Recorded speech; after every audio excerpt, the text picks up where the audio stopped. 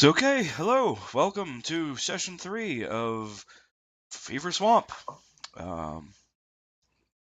Shall we, does someone want to give us a recap of what happened last time, or shall we just get right to it? Someone who remembers more than I do, preferably. All I remember is the crocodiles. Well, the crocodiles largely covered it. We went south, we explored a little bit, we captured some crocodiles, we brought them back, we sold them to an arena. The arena did a croc fight, we got some money, we were able to refill our supplies, and presumably our water before we're heading out again. It was fairly uneventful, but fun. We mapped some things.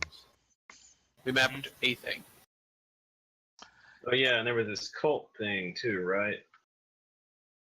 Right, Oh, yeah. you spoke with the priest, Father Nicholas, about the cult and Miss Jasmine, the high priestess of Water Dead God. And now she's gonna kill us. Probably.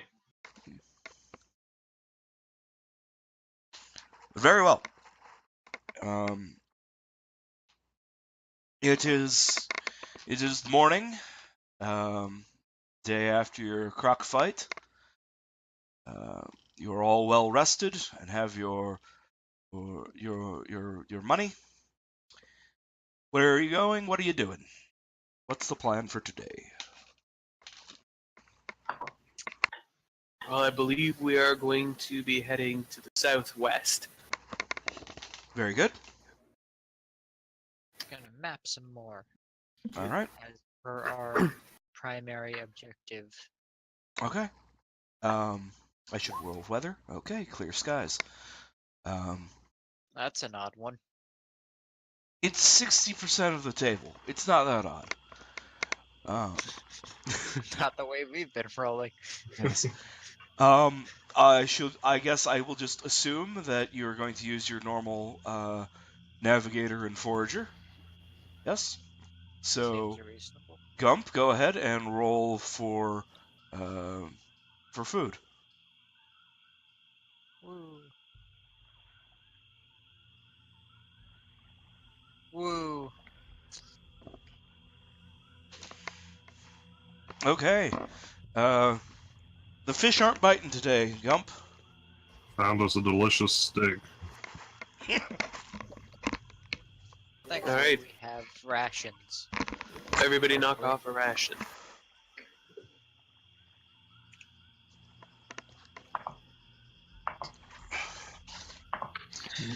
Don't we have some gator meat we could be eating? The We sold it all. yeah. Is it? Did we? Okay. We sold After the whatever gators we killed each other, Odo fed it to the had it grilled up and fed to the spectators. So the village ate it.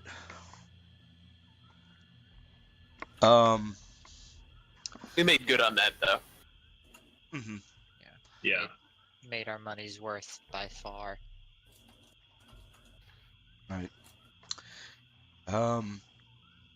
So okay. You can go ahead and make your navigation roll, I suppose. Okay.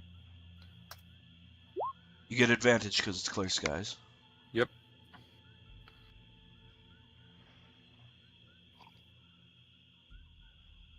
Yep. So that's 22. That's a success. So all right. Make your progress. I know the moss leans right this way. So you're making your 3 canoes and traveling along, and the swamp is unbearably hot and humid. You're sweating, but the sweat isn't going anywhere, and it's just a miserable day. Insects are buzzing incessantly Frogs are croaking in the distance. It is unbearable. Up ahead of you, floating in the water, you see some. You see a corpse floating face down in the swamp water. Human. One of us jokingly makes the comment, Imperial, not he's not got the right idea.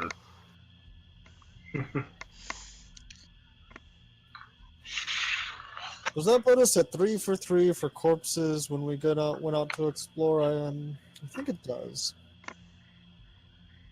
Yeah, Yeah. it does. This was not in a tree, at least.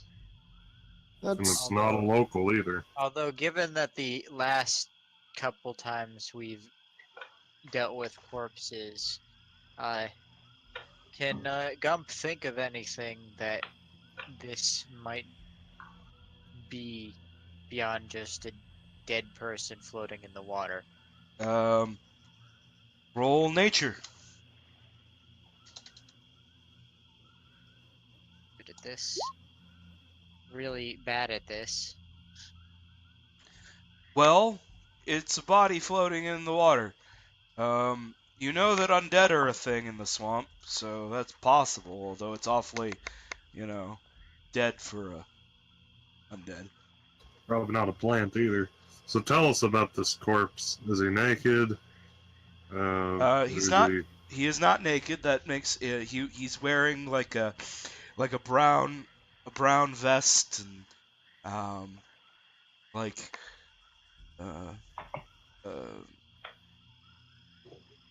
proper traveling pants, boots. He looks like an imperial citizen who would be going on an adventure or something. All right, and Somebody got a 10-foot pole. no, that encumbers you. Let's move closer to him. If he's by himself, we can take him. I do actually have a pole. Whoa! Oh my. Alright, hand Gump fair the enough. pole and he will poke the corpse as per standard procedure. Okay. So, you poke the corpse with your 10-foot pole, and the corpse is. Oh, it's so gross. It is like bloated with gas and swamp water and it's all waterlogged, and the flesh like tears so easily when you poke it, and from the side, like spilling out are these little grubby worms that just splash out of the body into the water next to it and are writhing along, and one of them tries to get on your pole and starts climbing it up it. I'll thwack it off. Okay. You thwack it off. Anyone have knowledge nature and other than Gump and want to roll it? Sure. I could roll it Yeah. untrained, but that would be about the extent of it. Nah, we all want to roll knowledge nature. Nope, don't have nature. Nope.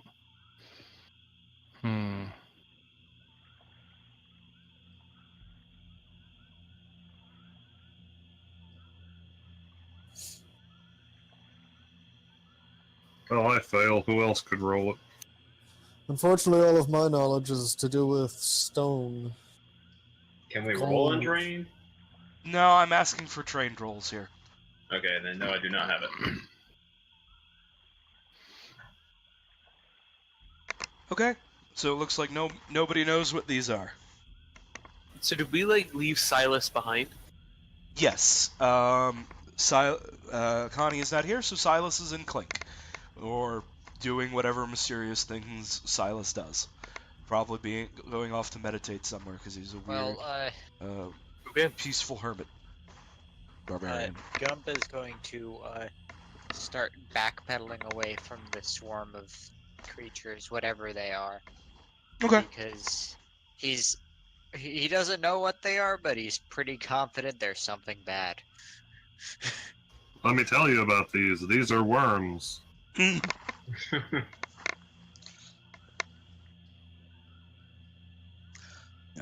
Yeah. So they come come towards like the boat for a little ways, but they're slow enough that you can get away from them, and then they kind of like lose where you are and sink into the and disappear under the surface of the water. No, that was gross. We should go around this area.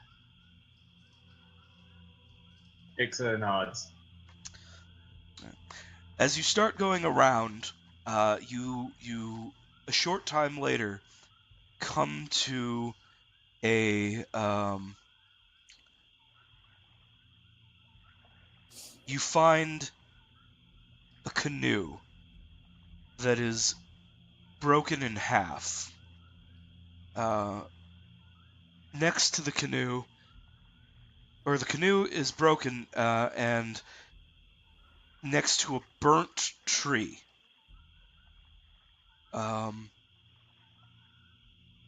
Looks like the same species of tree that you previously have seen trying to kill you. Oh, another Hangrove. Yes, but it looks like this one got this other canoe. But it looks like it got them in the process, because there are two other corpses floating next to this canoe that's been broken in half, and there's a barrel floating in the water as well.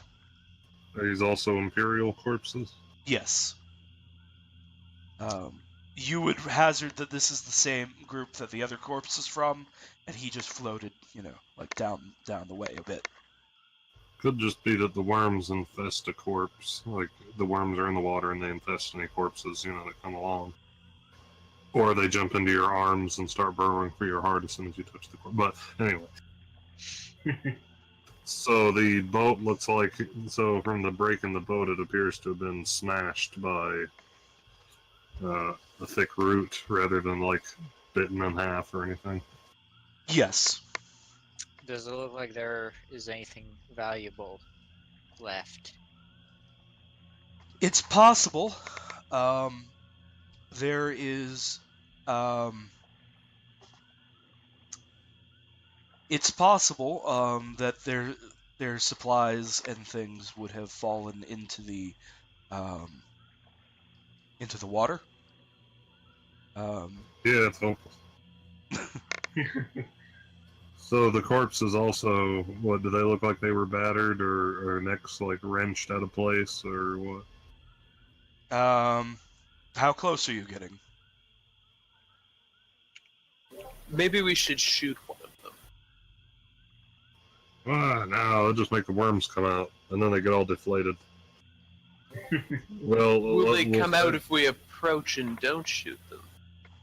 I'd say let's get within 10-foot pole range, so within 10 feet. Okay. Yeah. It looks like one of them. One of them's got like a broken arm. And the other one very obviously has a broken neck. All right, so they probably actually were killed by the tree then, rather than killed by someone else and left here. And the tree is down to basically smoldering remains. Yeah. Is it still smoldering? No, it isn't smoldering anymore, but it's just down. It's just like a tree-shaped bit of charcoal is all that's left.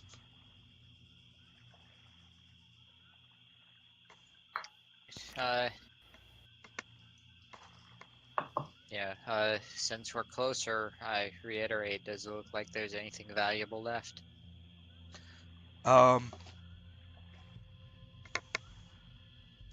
There is in the water.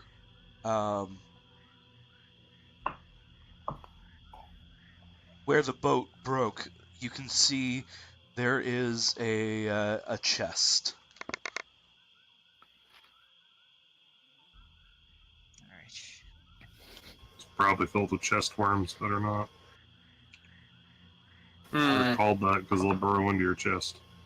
Well, I'm going to double check that there's none of those nasty worm things in either of the corpses and on.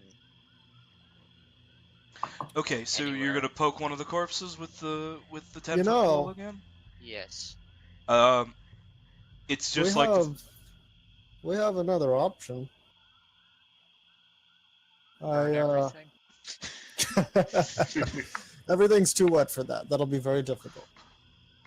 You're welcome to try though. No, I could always ritually cast my unseen servant into existence and have it do the poking and prodding. That seems like an excellent idea. That does I don't seem think like the a good unseen idea. servant would like that. The unseen servant doesn't get a choice. Oh, okay. Yeah, so easy enough. It just takes a piece of string and a bit of wood, and I've got a spell pouch, so that's easy enough. okay. Here, let me Yeah, could you- click this. Let's see. Visible, mindless, shapeless force that performs simple tasks at your command until the spell ends. The servant springs into existence in an unoccupied space on the ground within range. AC 10, hit strength of 2, and it can't attack. I've dropped your hit points once, and each of your turns as a bonus action, you mentally command the servant, move 15 feet, and interact with an object. Servant can perform simple tasks that a human servant could do, such as fetching things, cleaning, mending, folding clothes, lighting fires, serving food, and pouring wine. Once you give the command, the servant performs the task to the best of its ability until it completes the task, then waits for your next command. If you command the servant to perform a task that would move it be more than 60 feet from you, the spell ends. Okay? It's a and you can ritually cast it, which means it will take you 10 minutes plus the normal casting time. Okay. So it's 10. I mean, I don't think that's an issue. Yeah, it isn't.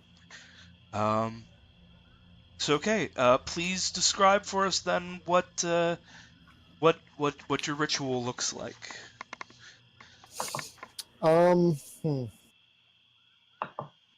I guess get out the vial that I carry as a sort of spare instrument, Mhm. and that'll be my focus for this. So just get the bit of wood. I guess I steal something from Phil Stecker since he had a piece of wood last time, and a piece of You string out of whore. my pouch.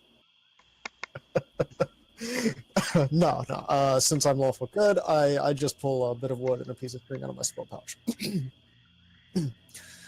Put them down in front of me on the boat. Doesn't really, it's not that complex of a thing, so it doesn't take any special markings or anything like that.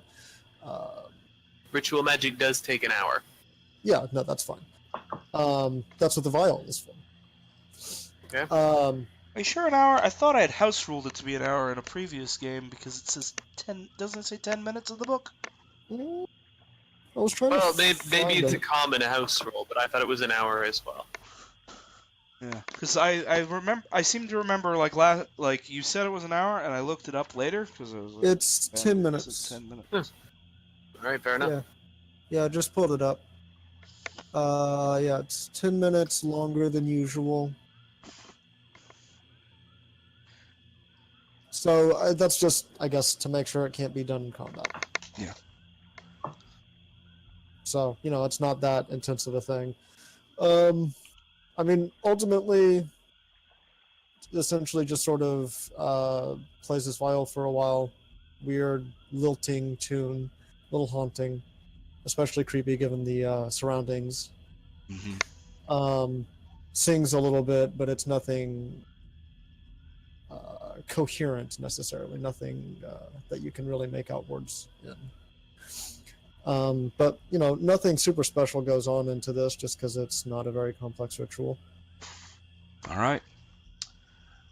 So 10 minutes and 6 seconds pass, and your unseen servant is present. It's unseen, so Is existing. it's existing. So I'm just gonna have it go grab the chest, I guess, unless anyone else has a better idea. Do y'all Nope. want it to like accost the Nope. corpses or something? I don't think so. Oh yeah, just gonna go have it go get the chest. Bring it back. Okay. Strength of 2. Well, Oh, yeah. is it like a full-sized pirate treasure chest? Oh yeah, if it's big like that, then I guess I'll just have it accost the corpses to check around for traps and shit. Can it Yeah. tie a rope? If a normal human servant could, then yeah. Good tie If rope. he could get like the chain hooked around one end of it, then Gump could probably haul it up. No, that makes sense. I wouldn't say like it's a huge, pirate chest, but I would think that it would be heavy enough that, from underwater might be difficult for something with strength 2. No, that's But, fine. So in that we case, could- we'll have it. We could loop the chain over a tree limb and create a bit of a pulley to lift it up. It'd be great. We wouldn't even tip our own boats over. We do have a chain though, right? Or was that? Well, Silas has a chain. I've got rope. Did I've got did rope. We've all got rope, but I think chain would. I mean, it doesn't sound like anything that rope couldn't lift. Rope is Alright, pretty strong. Fair enough. Yeah, And rope doesn't rust. you're pretty confident that a rope can do this. Yeah. So yeah, Okay, so your fair enough. unseen servant goes down. It wraps the rope around one end of the around the chest, ties it off real securely, climbs up the not the burnt and ruined tree, but like another nearby tree.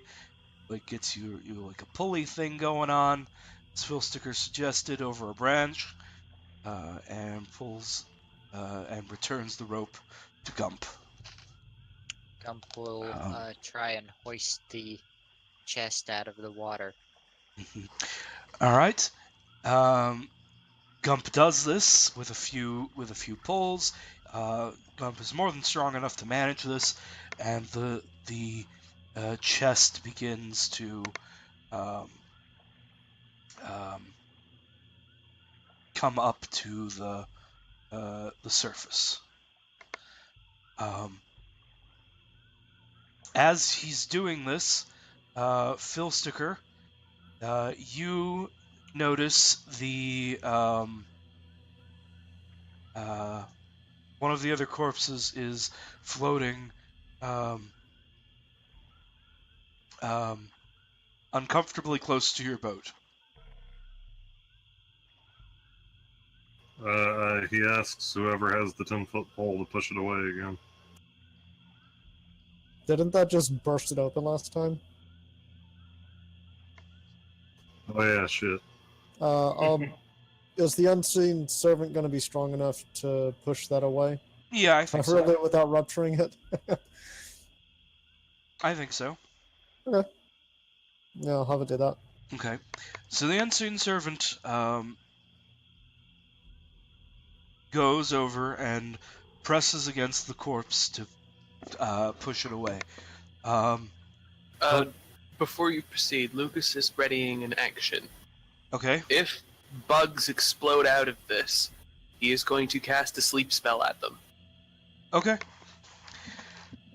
So as the unseen servant presses against the corpse, burrowing out of the corpse at like lightning speed, the worms shoot out trying to burrow into the arms and organs of the unseen servant that is poking them, but it being intangible.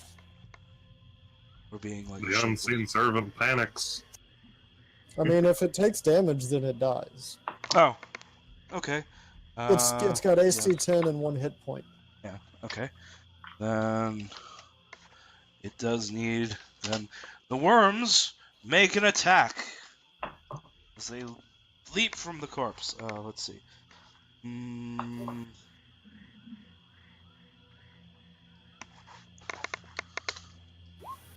Oh yeah. Your unseen servant is infested by 1d4 rot grubs. Well, whatever it rolls at, that's enough. Yeah. So it just kind of blinks out of existence. Or whatever. I don't know Yes. because we can't see it. Yeah. It's good. It's And good. does Yeah. that trigger that readied action? Yes, it does. There are worms all. 26 hit points worth of worms. That is, probably the entire swarm. Yes. Then we'll just very carefully not bother them. Yes. So there's all these worms that are like pouring out of the corpse, wriggling and writhing, and then, what does your sleep Just spell chilling. look like? Well, they start to come out, and then they're coming out, and the weather's not right in their minds, or some other bug-related senescence. They decide they're just gonna sit still, chill, and wait. The swarm equivalent of sleeping, like a beehive in the winter. Right. But we are on a timer now. We've got a minute to get out of here. So Gump, you have the chest and it's there in front of you, kind of hanging up, suspended by the rope. Be careful of chest worms. I'm going to grab the 10-foot pole and poke it. Poke the chest. Yes. It's wet and like slimy, but there are no sign of chest worms. Okay, great. I'm going to go ahead and put it on the boat and start paddling away before I fiddle with it anymore. Okay. So no problem. You do the thing. Cool. Once we are safely away from the worms, he is going to first of all get the chest as far to the end of the boat as he can, and second of all, very carefully try to open it. All right. And it's filled with worms. No. The Golden worm. No, it's actually just a mimic. the chest itself has a rusty iron lock on it. And if it's rusty, Gump will just snap it off.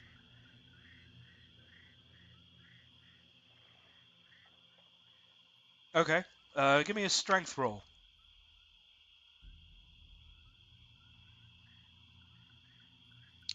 Can I use my carpenter's tools to give me, can I just use my carpenter's tools for this? Sure. Alright, cool. 13 succeed. Yeah. Because you're using tools for it. Yeah, so you're able to just kind of like, you apply some leverage, and you don't actually cause the padlock to break off, but like the hook on the chest is actually less secure than the padlock itself, and that part breaks. So you can't reseal the chest. But you open the chest and you find inside Worms! worms, so many worms. No. You find You find 4 wine bottles and a bag of coin. Excellent. All right. Here, We'll pass see. me back that chest. I'm going to see if I can stick this back together. I will hand the chest over. Lucas will attempt to mend it. So long as it's not more than a foot in any direction of broken material, it should be okay. Yep. You can easily mend that and have the latch functional again. You will need like your own lock if you want to lock it. That's okay. Even a piece of string is, going to be better for traveling in a boat than just leaving it open. Yeah. So I assume you're going to count the coins. They come to a value of 14 gold in assorted gold and silver.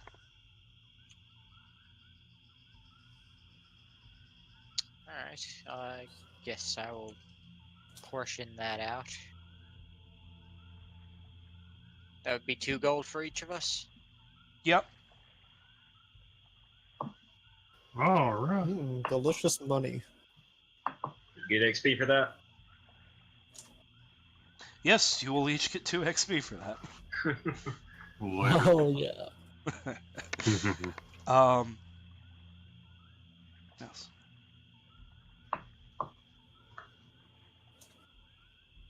All right. Cool. How's the wine? Are you drinking it? I Or- will give it a sniff. It seems, like a very cheap, very common wine. Uh, Nothing So why to they- write home about, but it seems like it's still good. Let's see why they would bother keeping this in a chest, but I guess taste cannot be. I don't know. Read the label. Maybe it's a fancy wine. I would be concerned, Lucas is examining the stopper. What are the stoppers made of?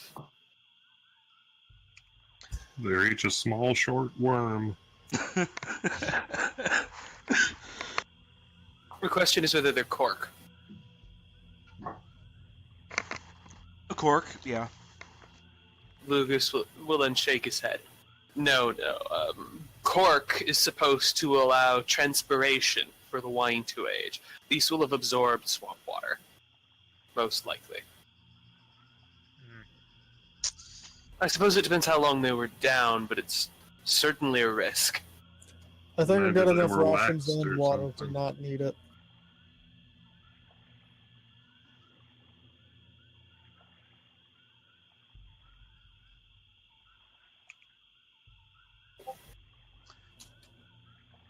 Right. Well, I guess we'll keep it. See if we can sell it to someone else. Do warn them Seems- where we found it. We It don't seems want rather underhanded. we don't want to develop a reputation, but there may be someone who would be willing to purify them before resale, and that would restore their value. Actually, I could probably do that with my cook's tools. To double check, but I think there was something in the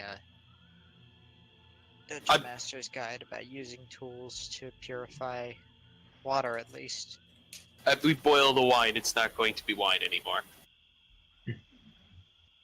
Oh no, it's brewer's tools. If we set up a distillation system, though, we could turn it into something worse. We could, but I think that a man of God would find better use for this. Or man of the gods. I don't know what the religion is in the Empire.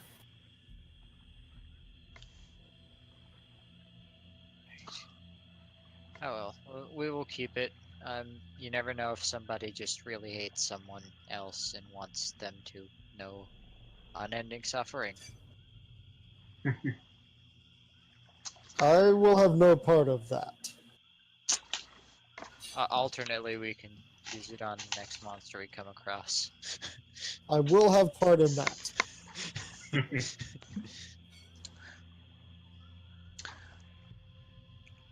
So all right. The rest of Just add the it to our rations. the rest of the day goes smoothly, and you find a good spot near the middle of the hex to make camp, from where you will be able to do your mapping tomorrow. Everyone needs to mark off your food and water for the day. I believe we've already done food for today, but more water will be marked off. It looks like there are only 6 of us adventuring today. I'll mark off 3 from each bin. Okay. Yay, none of us got sick. Yes. Yeah. You are all lucky from the miasma today. So very, very good. Very good day. So you all take a short rest as you camp here for the night.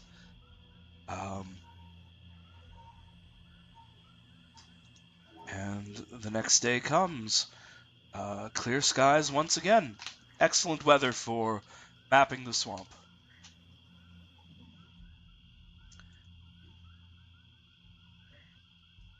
Gump, if you wish to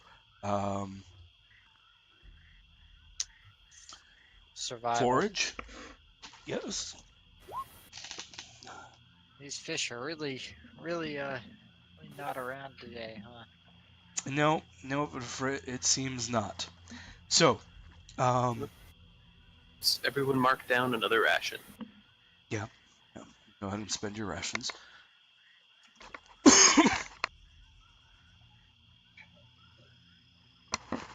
Sorry, still getting over the flu. Sounds like it was a pretty terrible flu. Thanks for still running, eh?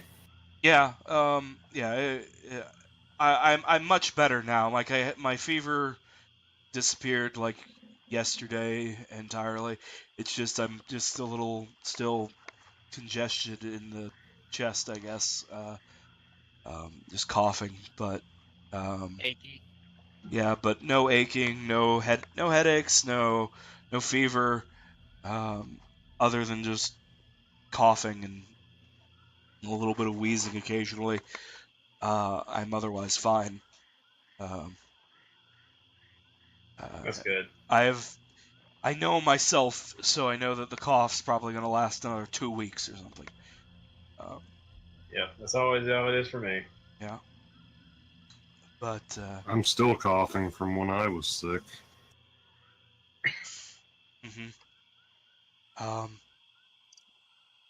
yeah. So, you head out into the swamp to begin your mapping.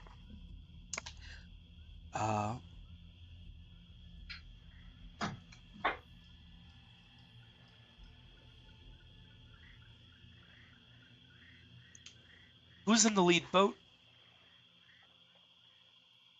According to our Diagram. Usually Gump and Philsticker.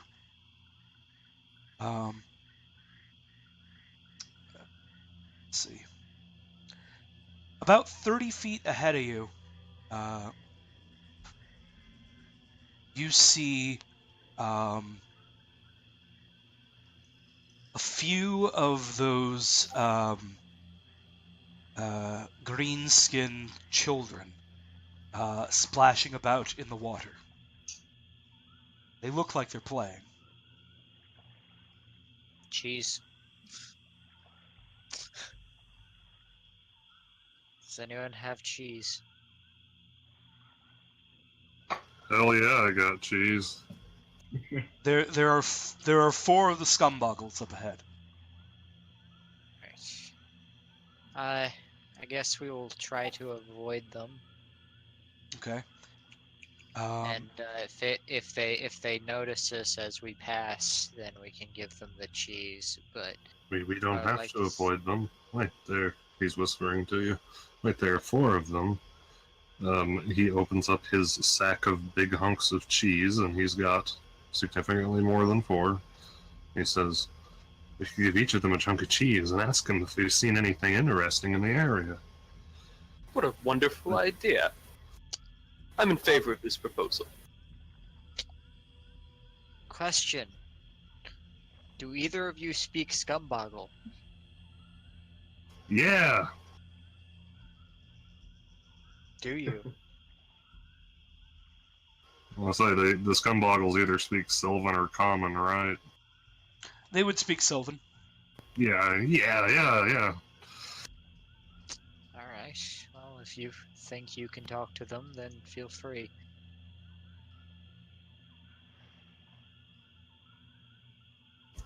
All right. All right. So, as you get closer, the scumboggles see the approach of boats filled with delicious man flesh, and they smile, showing their sharp teeth, and they all run for their spears. Filsticker says in his finest Sylvan, "Hello, children. I've brought you cheese." um, the scumboggles like stop, and they look. Cheese? Yeah, cheese. And you're like holding some where they can see. Hell yeah. Good hunk of cheese. Yeah. So they drop they drop their spears and dive headfirst into the water and are swimming up alongside the boat.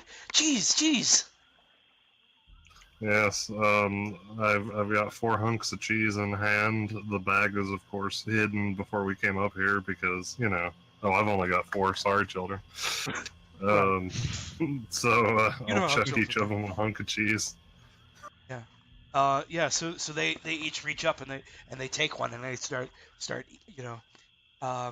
biting into it and eating off big bites of cheese, and they're munching on it and smiling, and they look like happy, green skinned, moss haired children eating their candy. Oh, great. They look happy and adorable and not like monsters at all. But I know better. Monsters know where treasure is. I asked them, "Excuse me, children, have you seen anything interesting in the area? Maybe some other men like us, or I don't know, gold." Shows them a coin.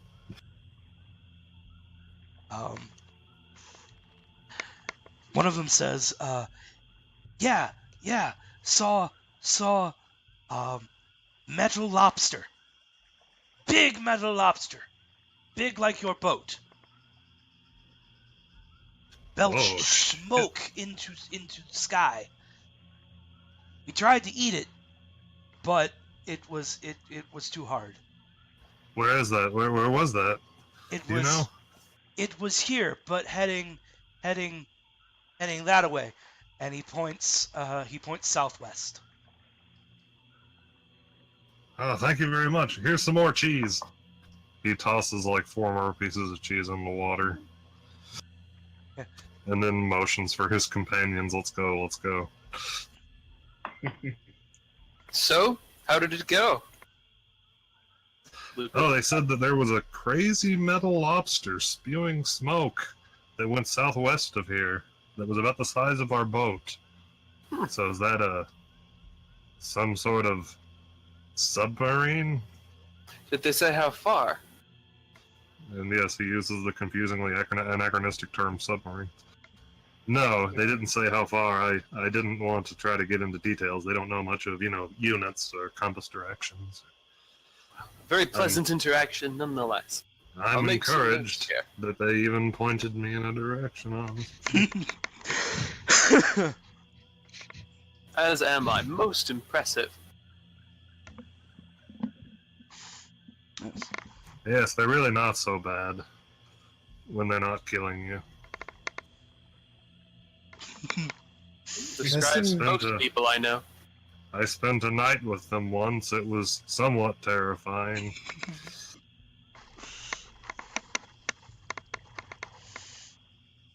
But I had cheese, so it was okay.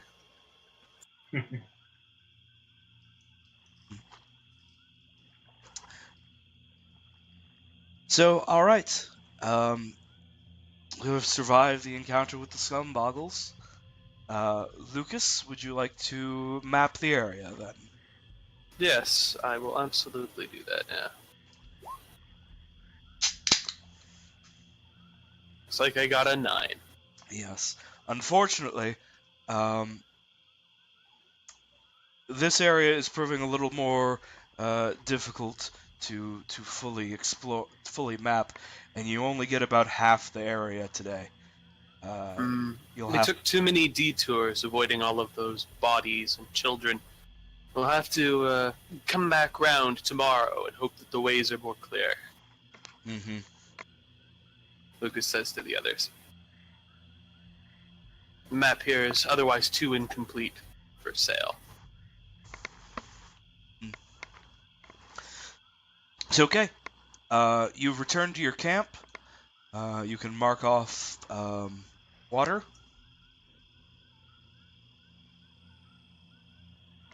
And I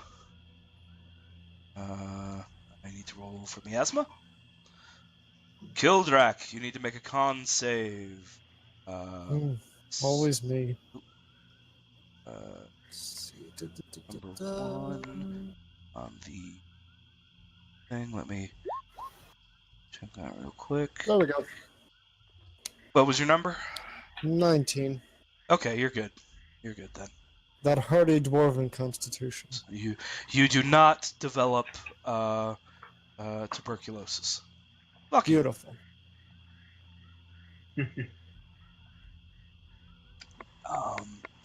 Okay.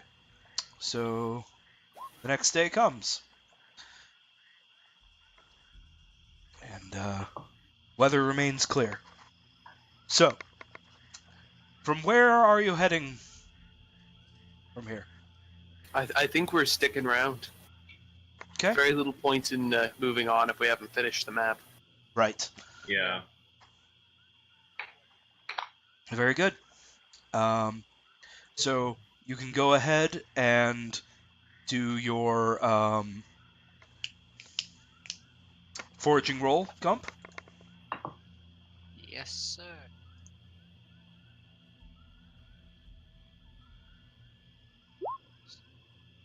Okay, so we actually get some shit this time. Yes, you do. A d6 plus your wisdom and food.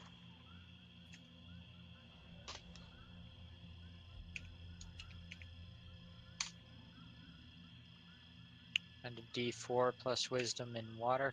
Yep. Well, we got enough water for everyone, and we're short 1 food. I think Lucas had a couple of the spare rations. He's sitting at 10, which is probably the most we have.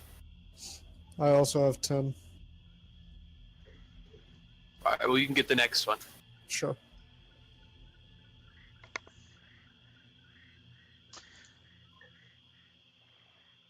Yeah, I got 3 left. Because I only buy 5. Yeah, I've got 9. What? You're talking about rations? Yeah. Yeah, I'm down to 1. Well, somebody will get you.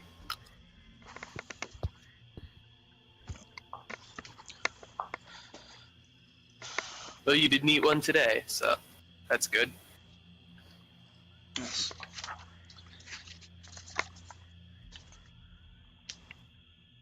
So, as you're making your way through the swamp, you get the air seems to become utterly still, and the buzz of insects is more distant than it was, and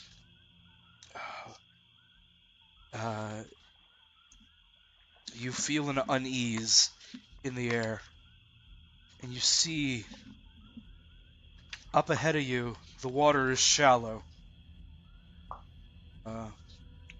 Where you are here as well, it does not go very deep. Just a few feet. Enough for your boats to traverse, though. But up ahead of you, rising from the water, you see bones. Bones covered in green slime from the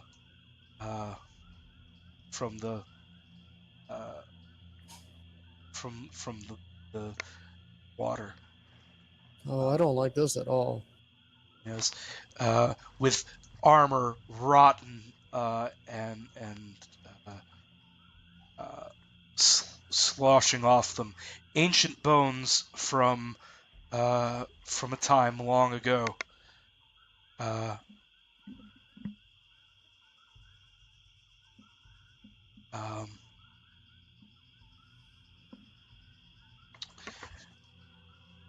And then you turn to your side and you see there's some there amongst the trees as well. And they're coming at you with their expressionless bony faces. It's clear they mean to do you great harm. So, okay, Right, can they hear? Gump is going to start back paddling. I think I will need to, Silas is not here. I'm gonna No time. adding turns to the tracker.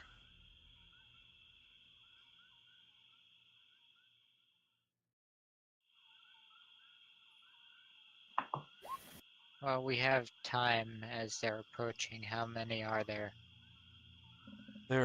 You see 6 of them. 3 in the water up ahead and 3 on the island to the east. I will be back in just a second. You probably won't need me in the intervening seconds.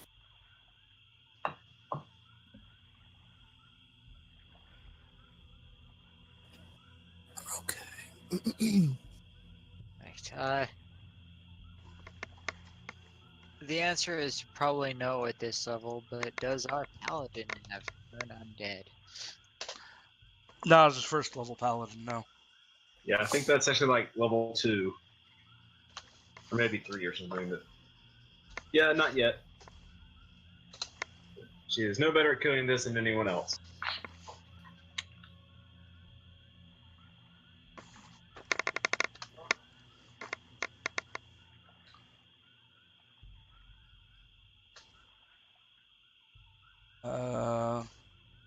So Gump, I still need your initiative roll. Dear Lord.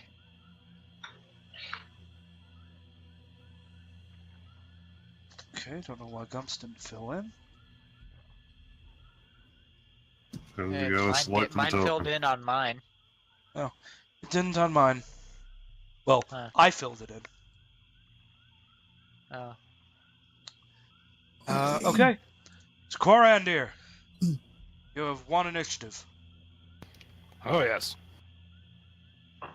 Bones. Living bones.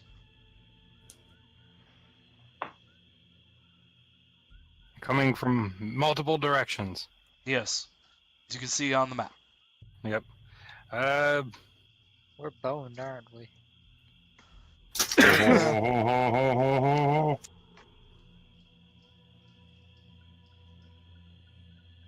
Let's see here.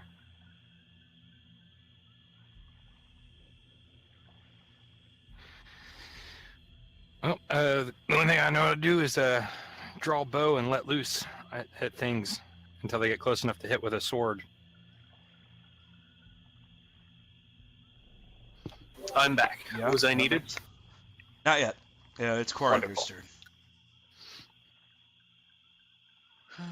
At least Gump has one advantage in that punching things is bludgeoning damage. Mm-hmm. So, How was it what was the command for selecting yourself and doing a line of sight, like marker, to see the distance? okay. If you go to the left there, you'll see the ruler symbol. Click on that, and then you click on one square like yourself, and then you can draw a line to wherever you want to go. Okay. Gotcha. Now so like this one here, would that be line of sight? Because that's a tree. So I'd be Yeah. shooting underneath the tree. Yeah. So this one you have clear line of sight. This one I would give like partial cover, and this one I would give like 3/4 cover. But this one you would only have like the tips of that one. It's under the tree, but it's like branches. So I would think clear line of sight too. Okay.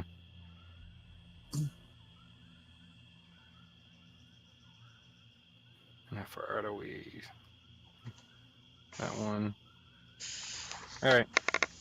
I will let loose on this one.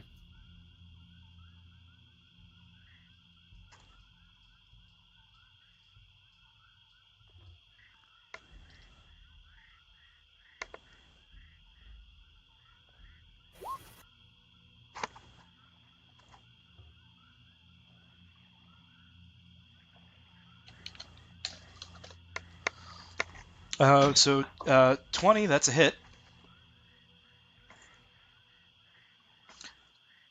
For 5 piercing.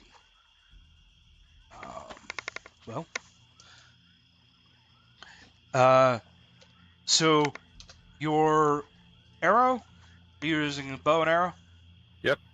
So your arrow strikes it in the rib cage, and maybe like cracks one of the ribs, but it does not seem slowed.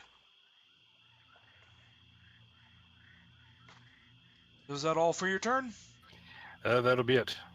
All right, Kildrak. So, can they hear? I mean, are you an expert on skeletons? No, I'm not. Then, I don't know. They Fair. ain't got no ears, but That's true. they also ain't got no muscles and are also moving around. Yeah, that detected us somehow. Yes. Okay, no, that's fair. You can just imagine them deep dark in a dungeon somewhere. A guy in like scale mail walking up behind them, clatter, clatter, clatter. They're just looking the other way. They don't know anything's going on. Clatter, clatter, clatter. Mace to the back of the skull. I think that there's a good chance the necromancer would probably have tried to have made those things at least able to hear sound a little. But if not, that would be really fun. Makes sense, but yeah, it's always possible. So what I'm thinking is to cast a sound illusion behind them, near enough to get their attention and maybe draw them away from us for a little bit. That's not a bad idea. It's a minor illusion. Obviously, this would just be the sound part. Right. Okay, yeah. So you can do it within 30 feet. So, yeah, it would be right around there-ish. Close, but still a little behind. The point being to get these 3 attention. I mean, if the others notice it too, that's cool. But Yeah. Yeah. Okay. I'm not sure what kind of sound exactly. Probably just like drum beats, Splashing. maybe splashing. Something that would draw their attention and last for a while. Okay. Yeah. Let's see. I think they make a save. No. And then If the creature uses its action to examine the sound or image, then the creature can determine that it is an illusion with Yeah. a successful intelligence investigation check against your spell save DC. So I guess it just comes down to whether or not they would investigate a Right. weird sound right behind them. Right. Also, if it depends on how retarded they are, because they are. Right. So I mean, this could just fail miserably and be a wasted turn, but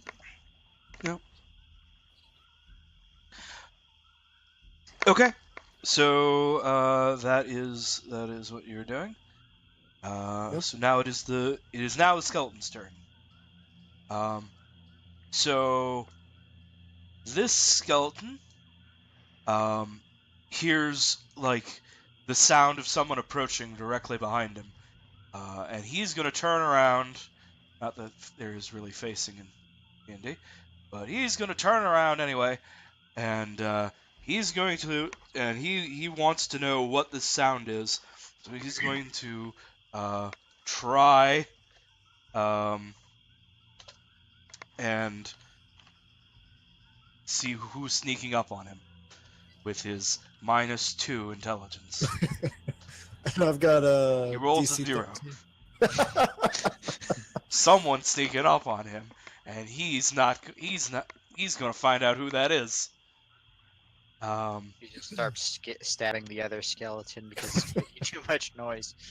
Yeah. This one also goes to investigate. It's equally baffled.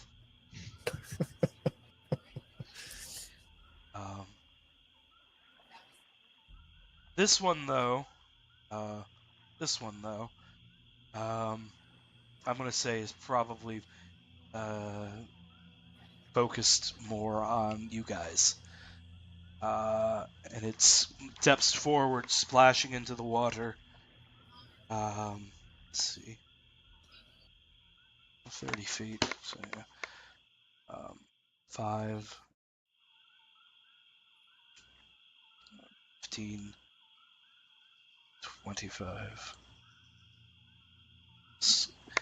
Heading towards the middle boat.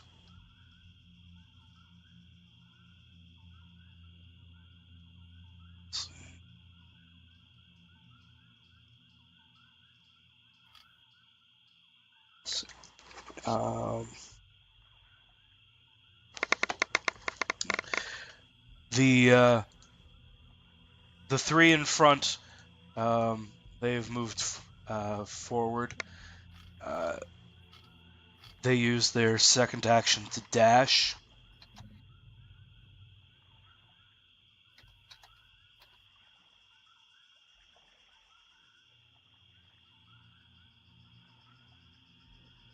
Surrounding first boat.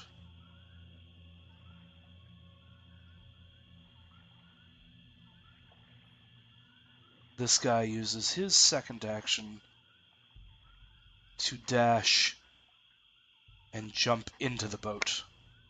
Vixa and Lucas. Good. That puts it at melee range. He doesn't look like he's in melee range with me, but I don't know if these boats are really 4 tiles long. Are they? Probably. Yeah. So he's just outside of melee range with you.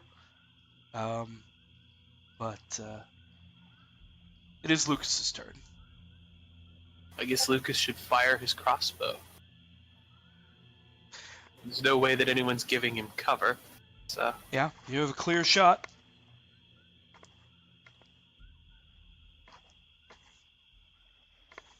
why didn't that? There it is. So the first one is the real one, which is a 9, which probably doesn't hit. Yeah, that's obviously a miss. Your crossbow bolt misses the skeleton entirely, hitting a tree off to the side.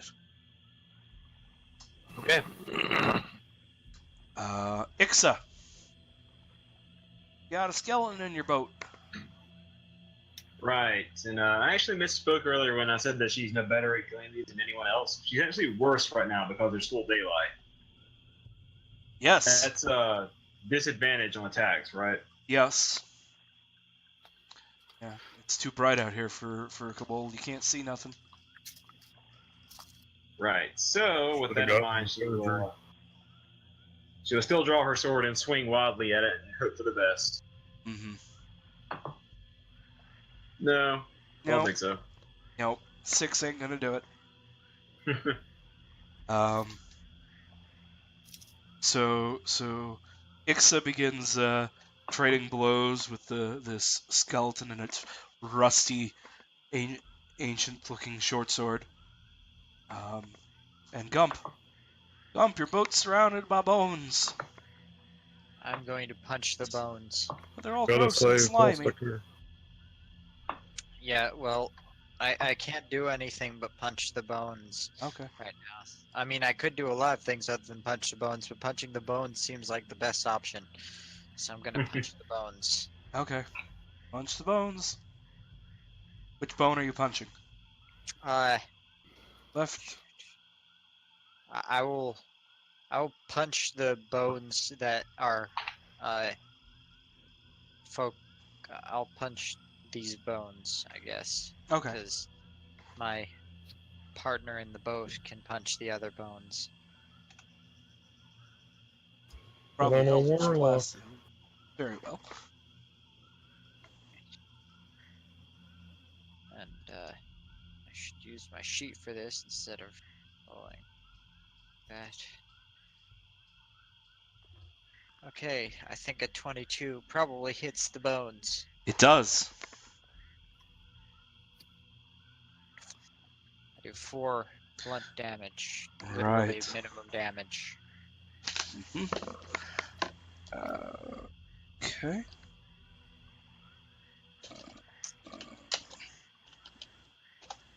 And then I'm going to punch the bones again.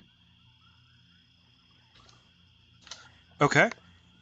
Because technically I have 2 fists, so I'm sure that counts as dual wielding. It does. Alright. I So this punch is- the bones again.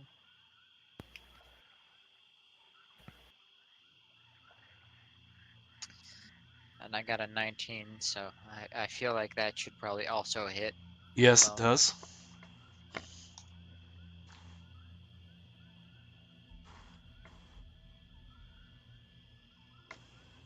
Don't know why it says 7 plus 5. It's because I rolled a nat 20 for the Oh, second okay. one. I see. So on the off chance that I had advantage, Right. it is Yeah. including my extra damage. Cool. But 7 then. 4 actually. You don't add your modifier to offhand strikes. That's right. Thank you. Yeah. So you this skeleton, you punch it. You punch it with your right hand and spin the skull to one side, and then you punch it on the other side, and the jaw and like nasal construction and like the entire front part of the skull just crumples under your fist and shatters and spins off to one side, and the skeleton staggers back and falls into the water. Splash. Alright. That's one skelly boner down. Vilstiger. Time to destroy my enemies. Okay, there's a scary skeleton right next to me that's gonna hit me with his axe. Mm-hmm. Very probably. Yeah. I'm going to use a ranged attack on him even though he's right next to me because it's more deadly than my axe. Alright, so Felsticker tries to shoot his deadly beam of swamp energy at the skeleton. And obviously at extremely close range, he still shoots it into the water somewhere. probably giving us Frog a horrific swamp experience before it explodes. This entire thing is a horrific swamp experience. Don't kid yourself. Every day is a horrific swamp experience. That's true. If I hadn't killed that frog, it might have killed itself. The frog actually jumped into the Eldritch Blast in order to end its existence. Because it's like, oh god, I could have been a frog born anywhere else in the world, but I was born in Fever Swamp. There Most is an not even a terrible place question. on Earth. There's an important question to ask here.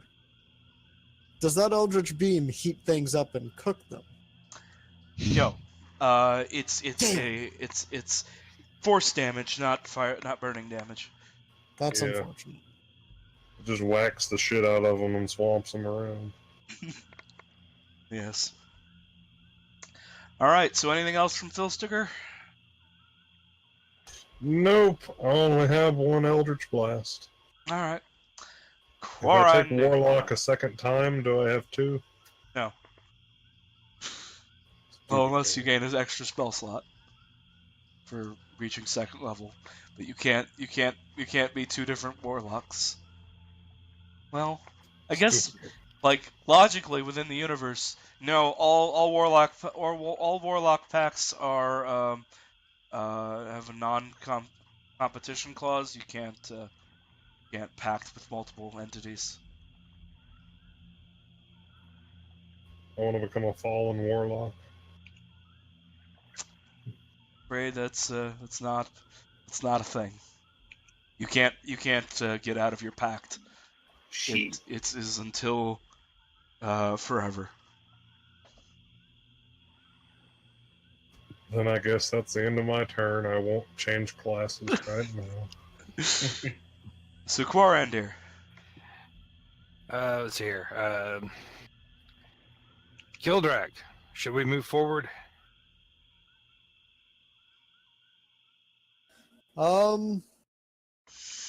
Probably, at least a little bit. That way I could hit them with my axe. I'll use my turn to position our boat forward enough to. So the Kildrak can hit this skeleton with his axe. Yes. Yeah, that's what I was thinking. That sounds good.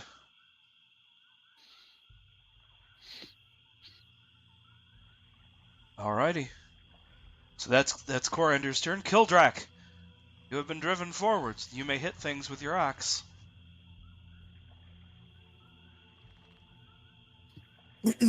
Sorry, mouthful of cookie batter. Let's see. Mom says you shouldn't do that. I will take my risks. Yes, some things are worth dying for. You're gonna get cookie It's true. worms. I know where my eggs come from, thank you very much. And I know just how high a chance of salmonella they have. It's probably very high. Okay, so, yeah, I think I'm just going to hit it with my axe. I was going to throw a javelin at it or mock it or something, but I'm just going to hit it with my axe. I think I've got these set up right. So I'm going to, since I've only got my axe in my hands anyways, I'm going to do a two-handed strike. Okay. I think I just... Awesome, cool. So, an 11 does not hit. Your axe is deflected from a square strike by the scraps of ancient armor that the skeleton is wearing. Awesome. All right. Kildrak yells out a dwarven curse. All right. Aquifers.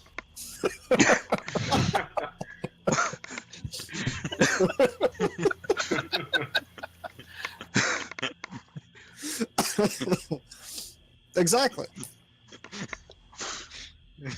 A truly terrible curse, if ever there was one.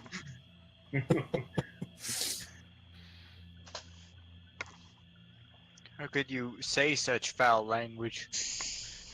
kissed your mother with that mouth? Not anymore.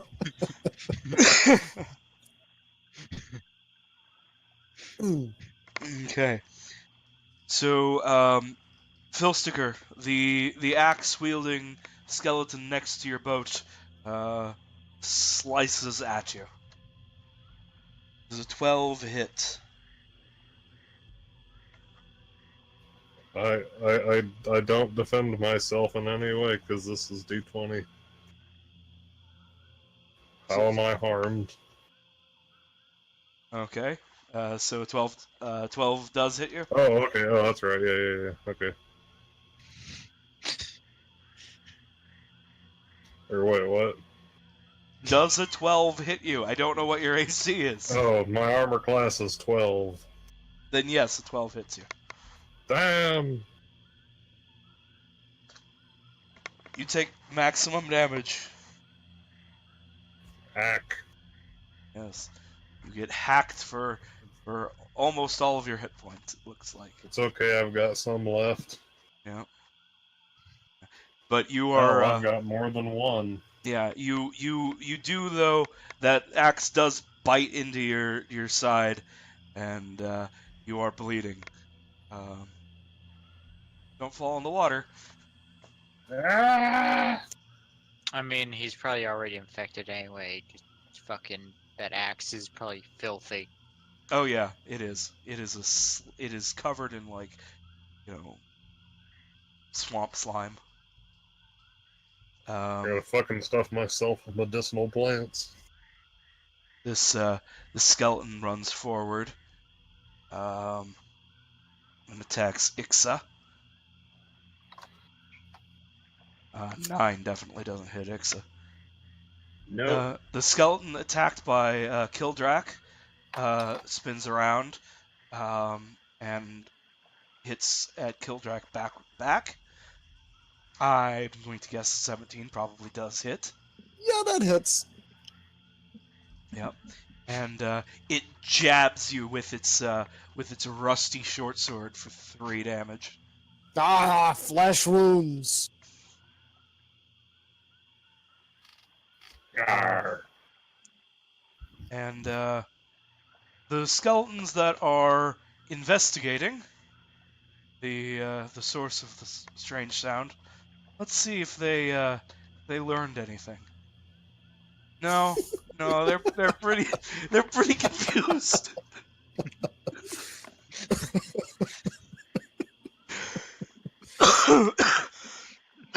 They're wandering around in this area looking for whoever was sneaking up on them.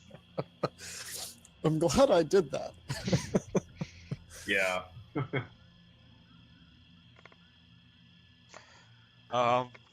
Yeah, so I think that's all the skeletons. So Gump. Alright, I will spin around and start wait. punching. Gump? Oh, I'm sorry. I Skipped several people. don't know how that happened. I think it's because I moved the turn order bar down and got confused about where things were. Fair enough. Well, let me just put another Actually, arrow no, into I the just water. mistook Ix's token as a skeleton token. That's what it was. Because they're both Well- like, Let me just put another crossbow bolt into the water, and then we'll proceed. Okay. Very good. You're sure teaching this swamp a lesson. Swamp's gonna run out of hit points at this rate. I'm sure it'll die someday. We could only be so lucky. Billsticker hopes not, because he will probably Roll die. for spearing a random fish. Yeah, I was gonna build a damn nest here. Come on. All right. So Ixa, it is your turn now. All right, time for more feeble flailings. Indeed. Okay. I was gonna ask you which one you were flailing at, but I think the rest of the party can ask you that same question in character, Yeah. and it not be far off. So now we're on Gump. Alright, Gumpa's going to turn his ass around and punch more bones. All right. Gump's just gonna have to kill all of these things, isn't he? Yes, yes, you will. The Okay, fact that that hits. they're vulnerable to you is pretty useful. Okay, I do Uh, 5 blunt damage. All right. That puts that skeleton at -2 health. Please describe how you destroyed that skeleton. I punched it in the face. Gump's fist just hits it square in the nose hole, where its nose would have been if it still had flesh, and its skull just crumples with fractures radiating out from that point and consuming the entire skull and turning it into bits and pieces that just sink into the water along with the You rest of it. found the skull fulcrum. The skull Pried crumb. the whole thing apart.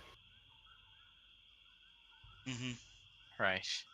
And Gump is going to go ahead and move to the back of the boat and yell at the skeletons, "Come at me if you think you're hard enough."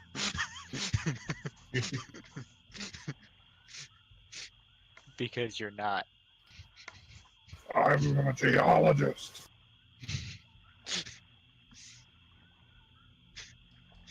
All right. So Phil Sticker, we are on you. Okay. Phil Sticker. I keep seeing Silas over there on that like weird metal square. And I think that he's like the skeleton overlord. Well, I guess I won't try to kill him though. I just need to put it. I'll put him farther away then. Okay. Go away, Silas. You're not here. Phil Sticker will shoot his beam of swamp energy at one of the skeletons that's like poking around over there, because I know we're gonna have to fight him eventually, but it looks like currently Ix has got the one.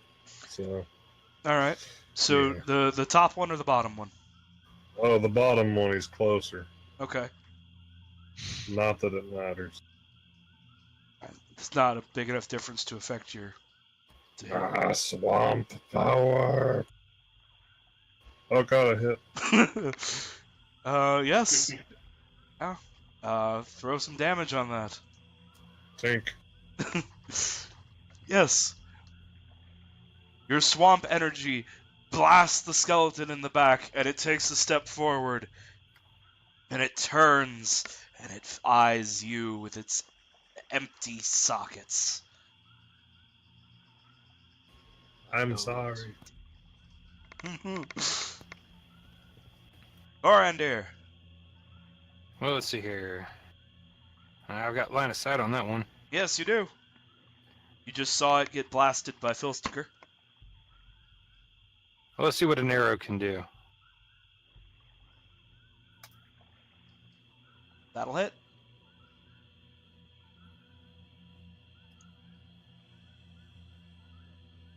Uh, 9. Yes. So your arrow, as this skeleton is glaring at Filsticker and ready to do him great harm, your arrow just comes out of the side and goes through the side of its skull and keeps going, and then it just falls to its knees and faces down into the mud. Ah, that's you, Skilly. Right through his brain bone. Kill Drak. Well, seeing as Thunderwave would be a terrible idea right now, I am going to hit it with an axe, maybe. You can try. That's a Yes, hit. no? Yay! I did a thing. Yes. Okay. Their armor class is 13. Alright, well, 6 slashing slashing. damage. All right, yeah. So that one, that you hit, and you take like a chunk of you cut through some of the armor slab, and crack up its shoulder bone, but it just chatters its teeth at you, and is still quite ready to fight. Kildrak like just yells back as it chatters at him.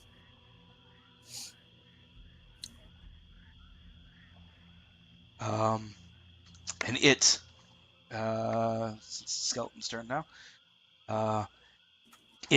After you hit it, it just jabs at you with its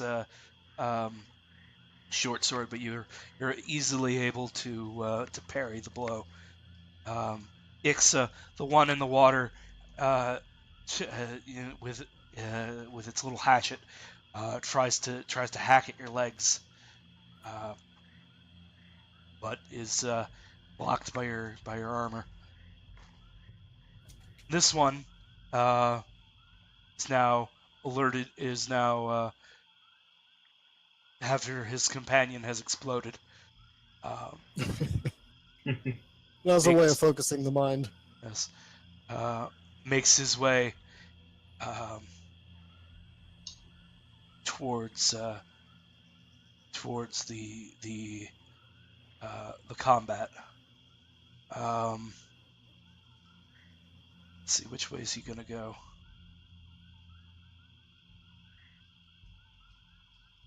Gump will yell at it if it's indecisive. Oh. Yeah.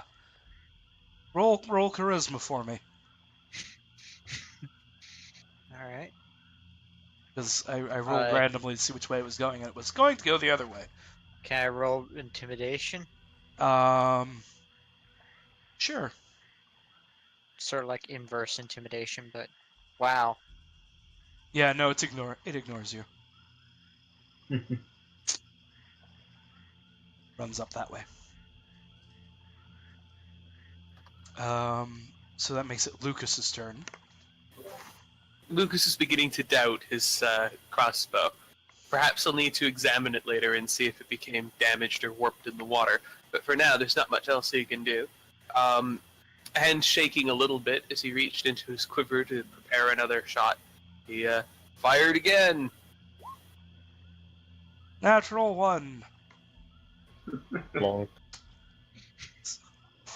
Sploosh. Yeah, screw that swamp. Yeah.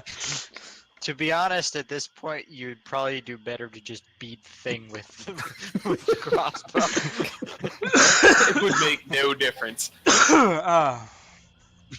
Other than that my crossbow would fall into the water instead of the bolts. So Ixa, what you doing?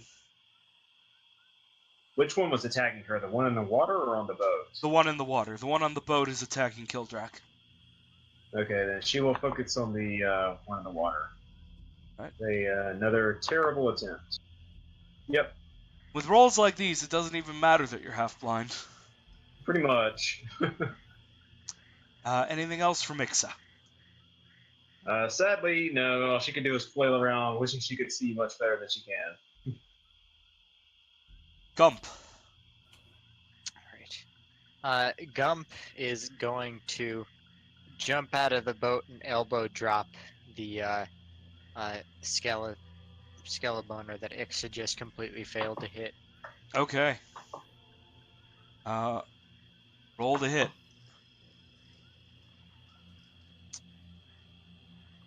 With advantage. 23. That. Obviously, that is a hit. That is depressing.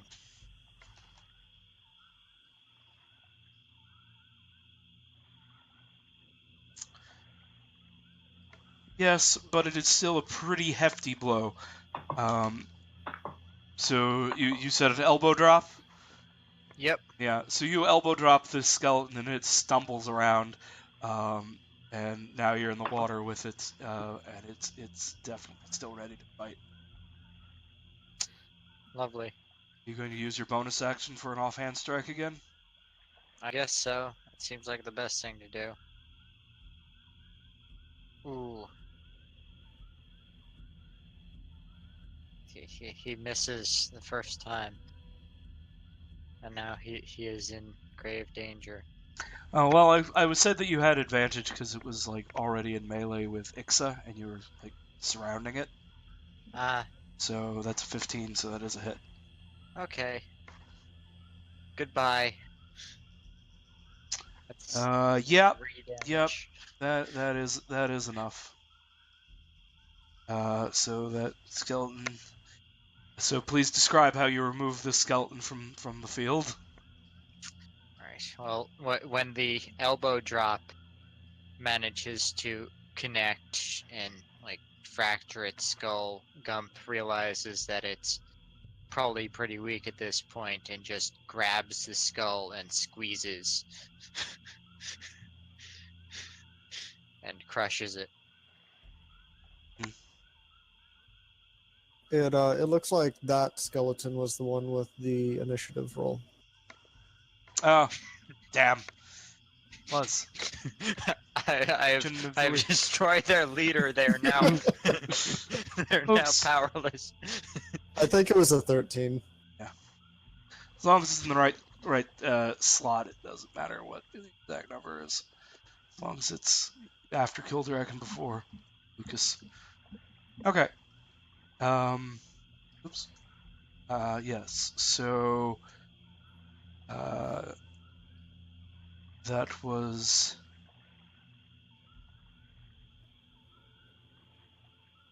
Gump. So Philsticker.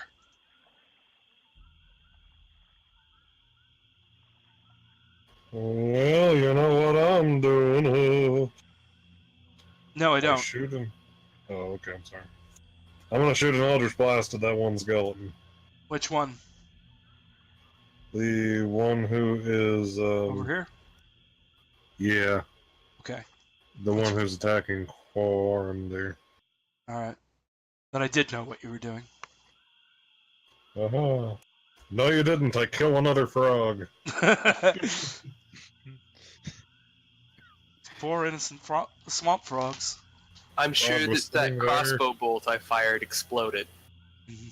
Yeah, the frog is sitting there on a rock, thinking, you know, actually, I'm okay with the.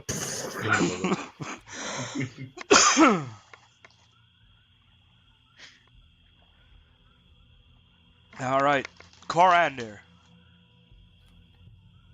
Well, let's see here. That's a little close for a bow. Yes. He is in range of sword. And range of the sword. I think I have sword. Use sword on skeleton. Said sword on skeleton. Yep, that's what I'm going to have to do. I'm going to swing the sword. 10 doesn't hit. Wolf. Clacks against some rusty old iron armor. I don't like a skeleton. Gildrak. Oh, I'm gonna hit it with the axe again. Okay. Better luck this time. Oh, yeah.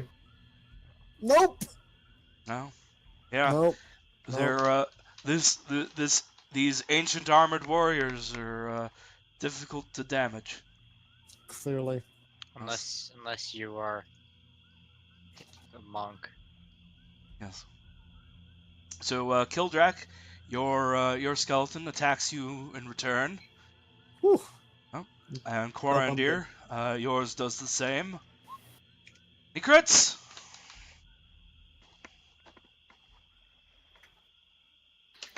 Right. The one not.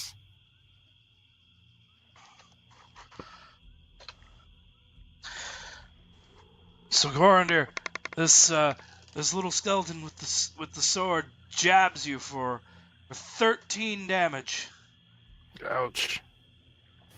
Yeah. Ugh. leaving you bloody and wounded. There's a mighty good wound. Mm-hmm. 'Tis a fine wound. I don't like Scully.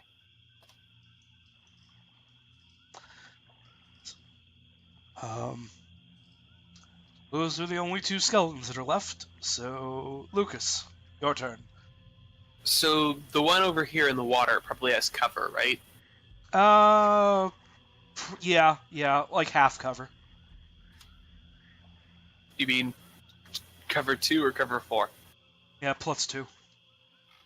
I should probably still shoot the other one. Though Lucas is starting to wonder. I mean, you're having trouble hitting the guy in no cover, so maybe.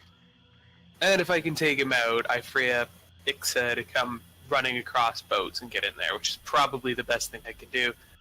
Especially since this one's already damaged. Alright, having discovered that shooting the skeleton isn't working, Lucas is going to shoot it again. You stick it in the armor. You actually hit it this time. You're getting closer, Lucas.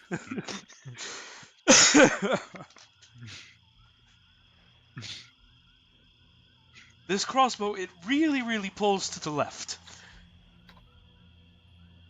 It's the crossbow, not me, I swear. Ixa might need to. He is going to want to examine it because, like, we don't know how rolls work in character. I don't imagine, and this is what it would look like if I had disadvantage from a faulty crossbow in terms of the number of rolls. So. Yes. So, Ixa? Right. Once more into the breach. Ixa, swap with me. I can punch better than you can stab. That's true, but I don't have any way to do that without going through the nasty, terrible water, right? Well, you know might what? have I've been swimming through the nasty, terrible water since day one, so you can deal with it for once. I'm literally the only one who's brave. I'm not sure if brave is the right word, but the only one who's willing to go in the water. And it's like, you've swum through it before. It's not that bad. Just, don't let any of it get in your body at all, ever. Check for leeches afterwards. I'm sure the scales prevent that, right? Probably not. They probably just hide under the scales. Right, okay, so this skeleton was attacking Lucas and not her, right? If you move out of its range, though, it does get an attack of opportunity. No, And yeah, it's an there's attack no- and kill no direct. facing.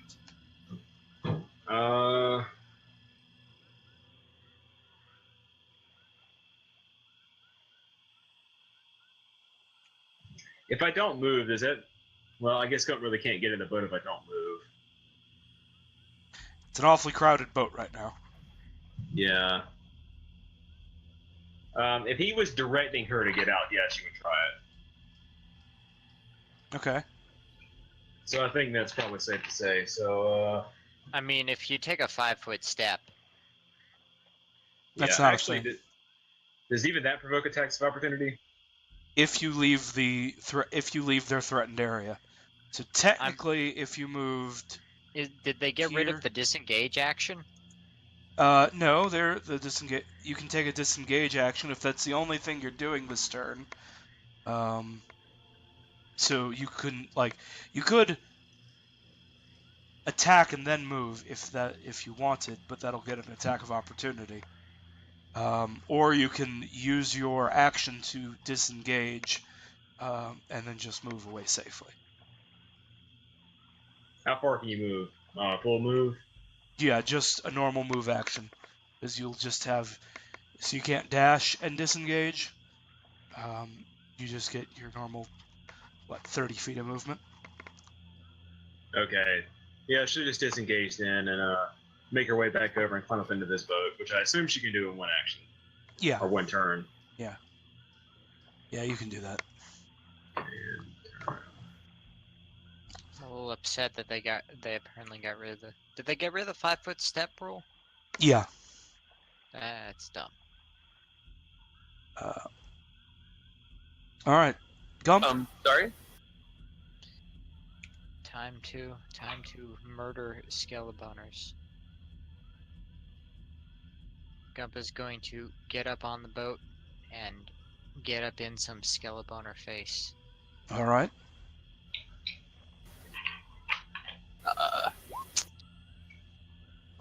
That hits. Yes.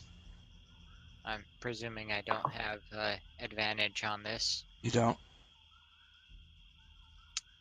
Unfortunate. Why do I keep rolling ones on the damage roll? Well, in this case, that was exactly as much hit points as that. You deal exactly enough hit points to finish off that skeleton. Oh, cool. You get the efficiency bonus star. So go ahead. Gump punches it in the chest after like jumping out of the water onto the boat, and it does not survive being punched in the chest by the guy who just jumped out of the water.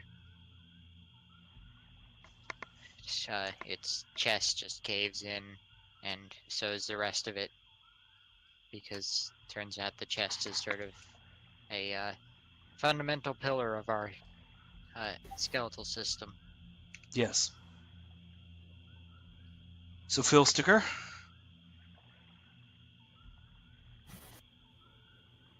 You know, I think I'm going to shoot an Eldritch Beam at that skeleton. Okay. Oh yes, after much practice, Philsticker has finally attained some sort of mastery over his beam, as he says to no one in particular, like, "Oh, I have to point my hand at them. I thought it just went where I wanted."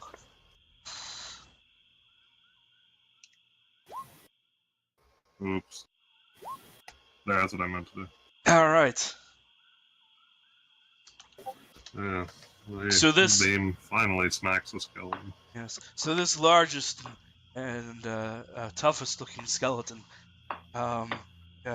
gets hit with the swampergy, and is knocked to the side a bit, but shrugs off the blow pretty easily. Gorandir. He has been swamped. Oh, I'm mad. I don't like the skeleton one bit. Mm-hmm. Yeah, I'm gonna swing at it. Very good. Nope. Not so Yeah. good.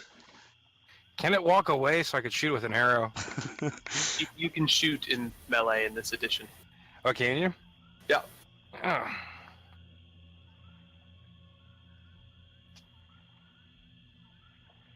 Oh, I failed to hit it with a sword, so. Gildrak. That's not great. Let's see. I think.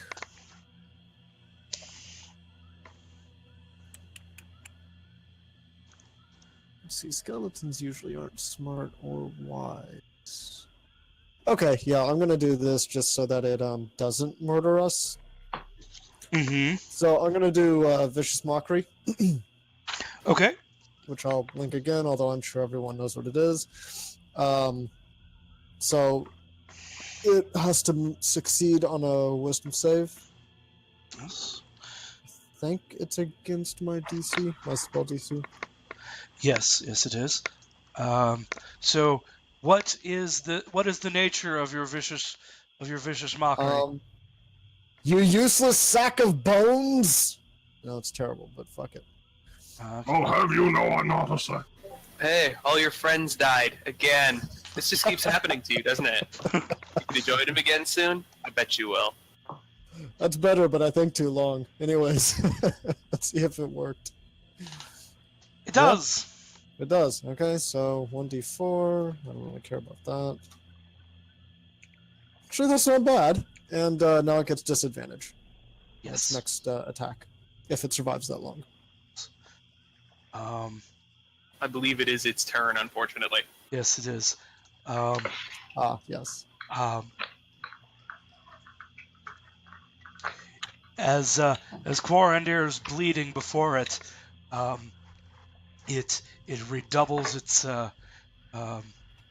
effort, hacking and thrusting at him, trying to make him bleed more. Does an 11 hit Quarandir? No. Then it does not succeed. In theory, I saved you. Great. Lucas, unwilling to completely abandon the idea of his crossbow, turns, leveling a shot, carefully lining it up, eyeing down the end of the bolt, and then misses again. All right. I like to think that it's a combination of operator and tool. So just to correct something that Retromox said a moment ago, on page 195 of the Player's Handbook, ranged attacks in close combat. If you were making a ranged attack at someone who is within 5 feet of you, you have disadvantage.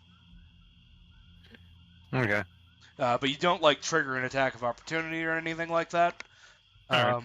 So you don't, but you do have disadvantage. So I thought that was the case. Sorry if I was unclear on that. It's alright. I was flipping through looking for it myself, so and I hadn't come to it yet. Yes. So Lucas misses again. Ixa, it is your turn.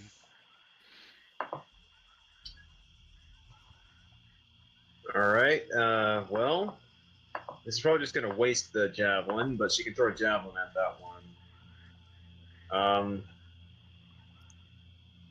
Well, I guess I could recover it. I really cared to, but... Make Gump get it.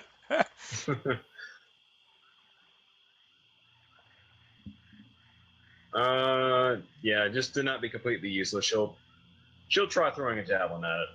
Cool. Wow. That's a hit.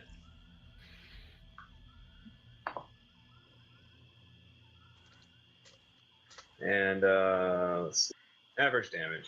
Yeah. Yeah, I guess by blind luck she actually manages to land that. Yeah. Her javelin lands, strikes it in its left arm, and shatters the ancient bone, and the left arm falls off. Still has its sword hand, though. It doesn't have its shield.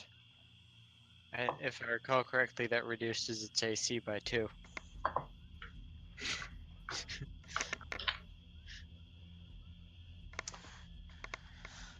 So, Gump. Alright, Gump is going to just sort of run amok among all this stuff and drop kick it in the face.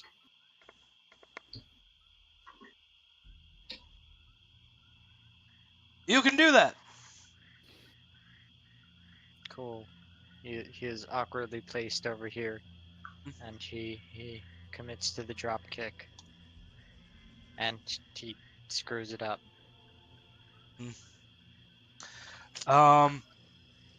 Everyone in that boat, give me a dexterity save. Oh, shit.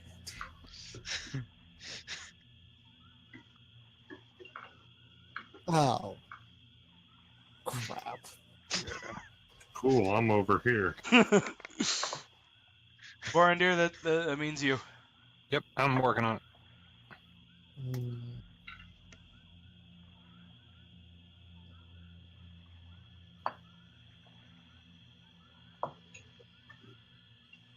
Well, I just got both of my party members killed.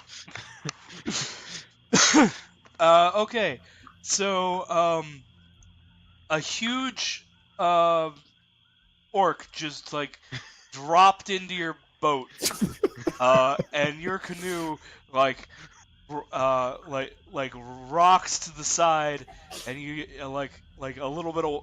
Fortunately, it goes back the other way from his rocking back the other direction, and only gets a little bit of water inside the boat. But the sudden change in your ground causes Kildrak to fall into the water. Splash. Splutters and yells at Gump. Damned orc. Your clothes are all Freaking orc. just like slimed up, and your beard is all wet with filthy muck and gross. Awful. Kill him. Soon. Yes. So Phil Sticker. I think I'm gonna shoot a beam. So he's in melee with people there, or right with Kildrak and Gump. Mm-hmm. Yeah. So did that put me at disadvantage that we've been forgetting about or anything? I think. Do I still get that bonus action or nay? Yeah, actually, you do still get your bonus action. Well, let's see if I steal the kill. I steal the kill, yay. I mean, maybe you still have to roll your damage. And that's only 2 damage because you don't add your modifier. So you do not steal the kill. Okay. You kick it and crack its sternum, but it does At not. the risk. Hmm? At the risk of confusing everyone again by being unclear and leaving out an important detail, I believe that, to answer your question, Filtsticker could make a ranged attack, but it wouldn't be a disadvantage. The target would have cover, though, because Kildrak's in the way. Yes. Okay. Yeah, I was going to give him plus 2 AC because of cover. Can I do a Dragon Ball Z and just shoot right through Kildrak? No, Only you if you can't. roll well. Right, I need more damage for that, I realize. Yeah, yes. Your 1d10 would just be stopped by his flesh. I like my flesh how it is. Thank you very much. Well, wait, he's a dwarf, though. Can I shoot right over here? Whatever, cover. Okay. I gave you the lowest I will- level of cover possible. I will blast at him anyway. Was that a short joke? Well, you're a dwarf, so it's okay. So yeah, 18 hits. Oh boy. So the Swampergy smashes into the skeleton, and like it glows with the purplish glow all throughout its bones and all along the multitude of fractures, hairline fractures all over the bones. They glow with Moss turns purple. the energy, and it explodes outwards and is just completely obliterated. And all the skeletons are dead. Again. Except Silas over No.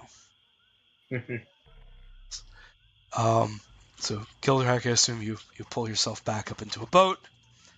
So first, everyone who was in the water, roll a d20. 14. 20. I hope that's good. Ixa might need Alright. to, Oh, guys. unless... So everyone, no. Okay, so all of you are fortunately not leeched up when you get out. Woo. Um, Hang on, that means no free meal. Unfortunately. I do want Filsticker, Quarandir, Both of you took bleeding wounds from these nasty, gross skeleton weapons. So you're going to need to make some Constitution saving throws. Can DC I 13. attempt treatment later on before making this roll between herbalism and medicine?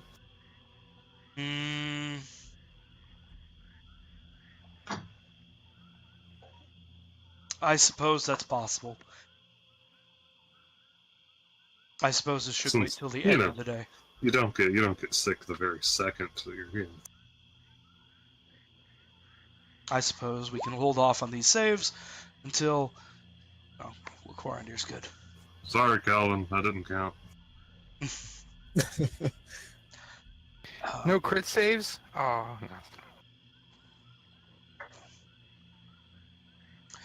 no. Okay. So, yeah,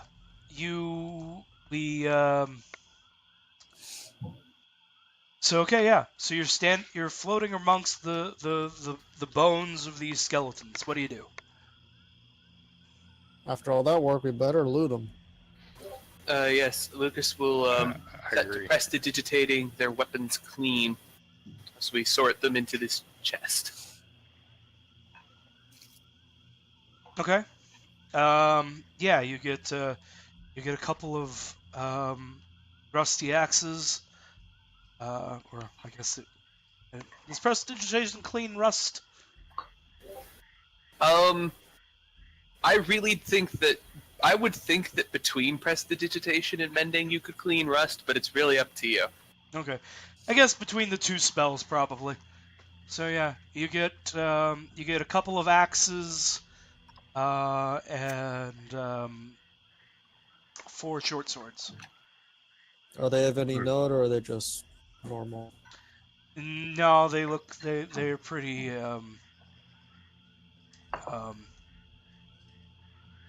pretty nondescript. Okay. Are these like from the armor? Do these look like old Imperial soldiers or something? You can roll history. Here, These I'll roll hand history axes or on that. battle axes? Hand axes. And probably didn't do great there.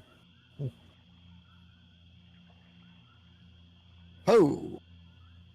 Yes, Lucas. These are wizard skeletons. Yes, Lucas. You look over these, and as you're looking over like their armor as well, their armor is basically unsalvageable. You could get some pauldron, some individual bits, but like all the leather and interconnecting bits are just completely ruined at this point.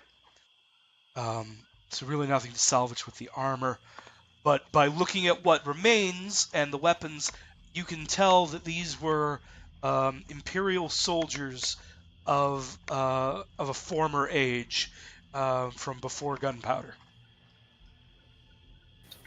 Lucas is actually thrilled to have found this. He's going to write a long and detailed note in his journal about the important and storied history of the Empire and the Fevered Swamp. It's quite the discovery in his mind. It's a rare and special treasure. Mm-hmm.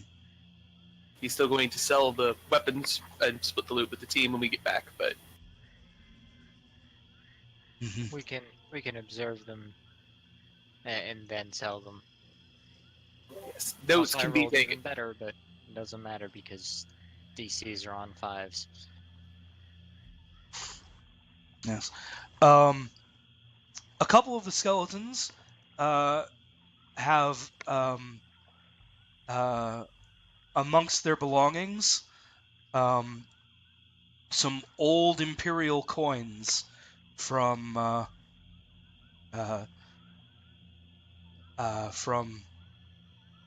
few hundred years ago.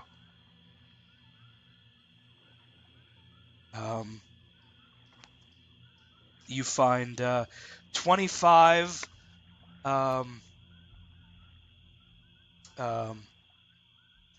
very corroded copper coins that have turned all green. And you find some corroded, you find about 30 pieces of corroded silver. So that was 25 copper, 30 silver. Mm-hmm. Yep. So that's But you wave your mending over them, and So they, that destroys the collector value. and they can shine again. we each get half a gold piece, everyone. 5 silver, 4 copper. Cool.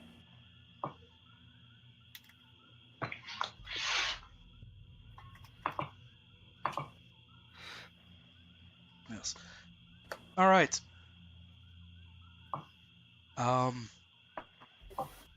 So unless you have any other questions about these skeletons, Will it interfere with the mapping if we were to take a short rest here to observe some sort of rite? no, that would be fine. Then Lucas would definitely like to do that. These are, Imperial soldiers, and they were undead, and that is a bad thing, even if the discovery is quite exciting. Mhm. Also, short rest means that we can spend hit dice. Not that I need to, but I think everyone else. I might consider it. You know. You won't get you can't have a short rest, because for a short rest you need a night of camping, which you're going to get in a little bit anyway. All right, 20 minutes to put some dirt over the bones and say, hail whatever the name of the gods that we like in the Empire is. Hail Hydra. Enable down. Yes. Yeah. I was hoping we'd have a cleric so that they could kind of tell us about what the Empire's religion is like, but Nope, no clerics. so I guess Does I'm gonna have uh to write does something at Ixa some know point. anything? Hmm? Does Ixa know anything? Isn't Ixa a paladin? Yix is a paladin, but a Kabolish paladin, so I assume Yix Right. Okay. is more. Yeah, all your people's knowledge religion are like inhuman monsters. Okay. Well, Lucas will remember a cursory amount about the proper thing to say at a funeral and do his best to recite it anyway. Lucas has probably been to a funeral before, so he more or less knows how they go. And so you sprinkle some dirt over the bones, and set out again. So yes, go ahead and make your cartography roll. Much better. Yes. So this time, you're going to get it.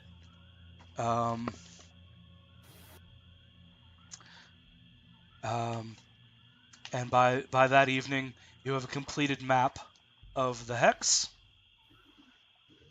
and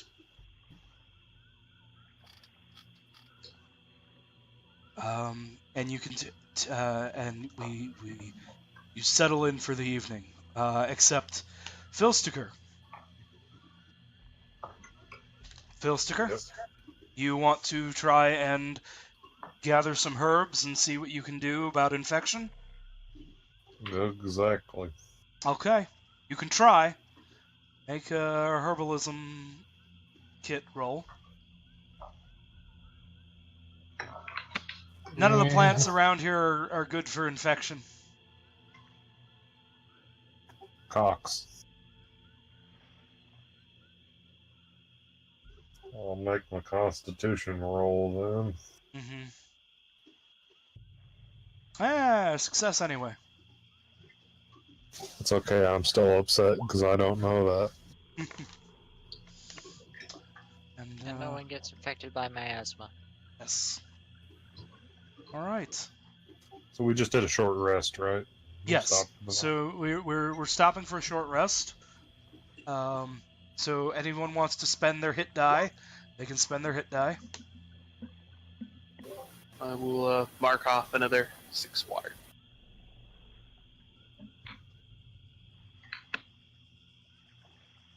Quarandir, are you going to spend a hit die? Yep. Okay. I don't think I will. Okay. You're only down like 3 hit points, right? Yeah, just 3. All right. So that's pretty good. That's pretty good progress. At